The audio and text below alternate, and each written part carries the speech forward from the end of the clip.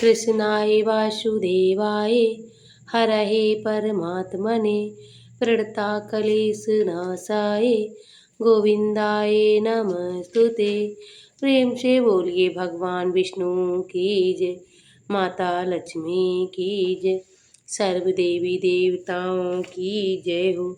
प्रिय भक्तों, आज है कार्तिक मास व्रत कथा 12वां अध्याय और हम सब सुनेंगे आज कार्तिक माह के 12वें अध्याय की कथा, जिसमें नारद जी को भगवान श्री हरि विष्णु की स्तुति कैसे करनी चाहिए और माता लक्ष्मी जी के साथ भगवान श्री हरि विष्णु गरुड़ पर बैठकर संवाद भी हो रहा है, जो जालंधर राक्षस के अंत को लेकर हो रहा है।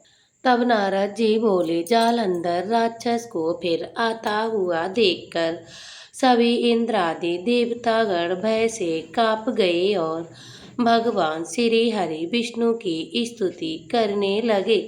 हे देवेंद्र बोले, हे भगवान, आप मस्तक कूर्मादि कितने ही अवतार धारण करके अपने भक्तों के लिए कार्य करने के लिए उगत रहते आए हैं और सर्वदा दुखियों के दुखों का नाश करते आए हैं और ब्रह्मा विष्णु और भगवान भोलेनाथ शिव धारण रूप करते संसार की उत्पत्ति पालन और संहार करता आए हैं।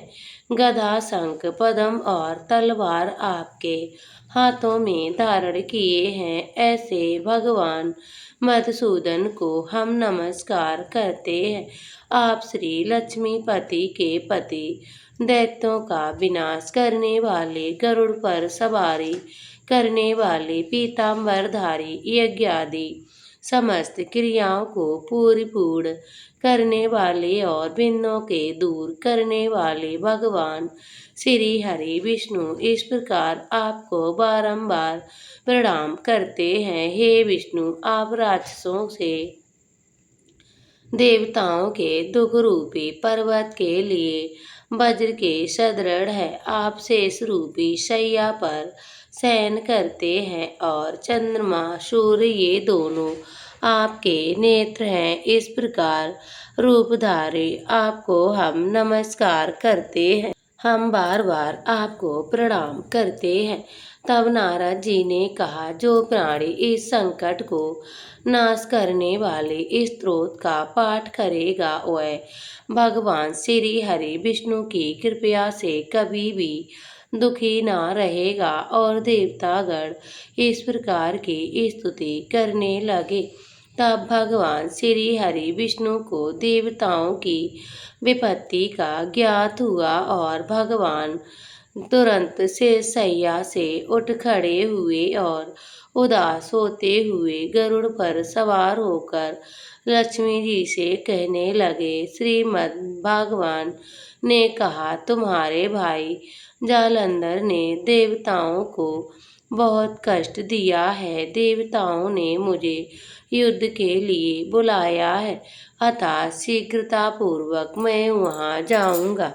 तब माता लक्ष्मी ने कहा, हे नाथ, हे कृपया निधि, मैं आपकी प्यारी पत्नी हूँ। यदि मैं सर्वदा आप में भक्ति रखती हूँ, तब आप मेरे भाई को युद्ध में कैसे मार सकोगे। भगवान ने कहा कि शिवजी के अंश से उत्पन्न होने के कारण, ब्रह्मा के वरदान के कारण तथा तुम्हारी प्रीतवश जालंधर मेरे वध योग्य नहीं है।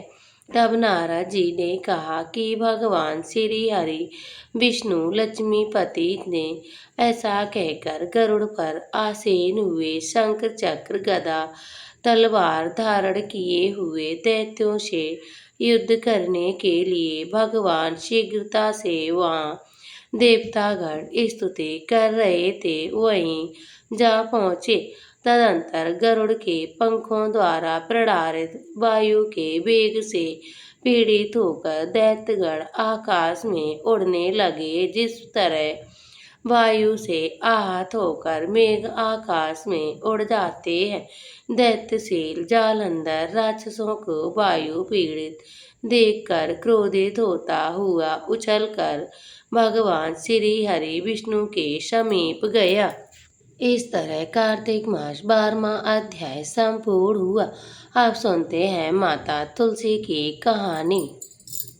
तो प्रेम से बोलिए तुलसी मात की जय, भगवान श्री हरि विष्णु की जय। एक कन्या थी। जब वह थोड़ी बड़ी हुई और उसको समझ आने लगी, तब से वह हर रोज तुलसी माता की पूजन करती। उसके प्रतिदिन का नियम था कि तुलसी माता की पूजन अर्चन करने के बाद ही खाना खाती थी। जब वह कन्या शादी के लायक हुई, तब उसके माता पिता ने उसकी शादी करवा दी। कन्या को उसके माता पिता ने दहेज में भी एक तुलसी का गमला ही दिया। ससुराल में वह प्रतिदिन सवेरे उठती और पूजा करती, फिर उसके बाद खाना खाने बैठती थी। उसकी 2 जेठानियां थीं। वे दोनों उसका बहुत मजाक उड़ाया करती थीं कि बड़ी नियम धर्म वाली बनती है। उन दोनों को उनसे बहुत ईर्ष्या भी होती थी। इसीलिए वे दोनों तुलसी जी का गमला छुपा देती थी। तब वह कन्या बड़ी मुश्किल से गमला ढूंढ कर लाती, तब अच्छे से पूजा करती, उसके बाद भोजन ग्रहण करती। वह गमला ढूंढ कर ले आई तो एक दिन उसकी जेठानियों ने क्या किया कि गमले को बहुत दूर जाकर फेंक दिया। कन्या ने गमले को बहुत ढूंढा पर कुछ भी दिखाई नहीं दिया। वह बहुत परेशान हो गई। उस दिन तो उसने खाना भी नहीं खाया। उसका नियम जो था, उस कन्या की सच्ची भक्ति देखकर माता तुलसी ने उसको प्रसन्न हो गई और उसके कमरे में तुलसी माता का गमला प्रकट हो गया। अगले दिन सुबह जब वह उठी तो वह देखती है कि उसके चारों ओर खाट पर चारों कोने पर तुलसी माता का गमला लगा हुआ है। ये देखकर वह तो बहुत प्रसन्न हो गई। अब मेरी तुलसी माता को कोई नहीं चुरा सकेगा। पूजन करने के लिए भी हमें कहीं और जाना नहीं पड़ेगा और कोई मेरी तुलसी माता को फेंक भी नहीं सकेगा। वह तो जल्दी से उठकर स्नान करती और तुलसी माता की सेवा करती, धूप दीप जलाती, आरती करती और तब खाना खाने बैठी तो उनकी जेठानियां मजाक करने लगी कि लो, देवरानी का नियम धर्म पूरा भी हो गया है। उससे पूछती है कि तुम्हारा तुलसी जी की पूजा कर ली? तब देवरानी धीरे से बोलती है, हाँ दीदी, हमने पूजा कर ली है। जेठानियां बोलती, कहाँ से कर ली पूजा? गमला तो हमने फेंक दिया था।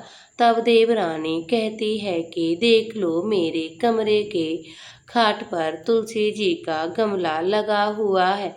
जेठानियां बहुत शर्मिंदा हुई और बोली, हे देवरानी, तेरी भक्ति सच्ची है। हमने तुझे बहुत परेशान किया है, हमें माफ कर दो। तब देवरानी उन्हें माफ कर देती है। हे तुलसी माता, यह सबसे यही प्रार्थना करते हैं कि जैसे कृपया आपने देवरानी पर करी, वैसे सब कर करना। कहानी कहने वाले, सुनने वाले, हुंकारा भरने वाले, सबकी झोली भरना, सबको सुखी रखना। तो प्रेम से बोलिए तुलसी मात की जय, भगवान विष्णु की जय।